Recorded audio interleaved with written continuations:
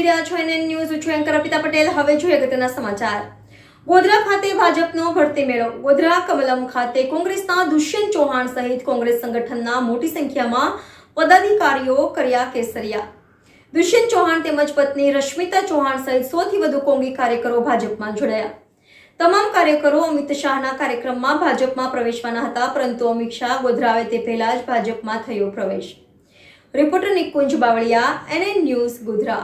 દર્શક મિત્રો, તમારી આસપાસ બની રહેલી અવનવી ઘટનાઓ વિશે જાણવા માટે એનએન ન્યૂઝને લાઇક કરો, શેર કરો, સબસ્ક્રાઇબ કરો અને બેલ આઇકન પ્રેસ કરો, જેથી આપને નોટિફિકેશન્સ મળતી રહે.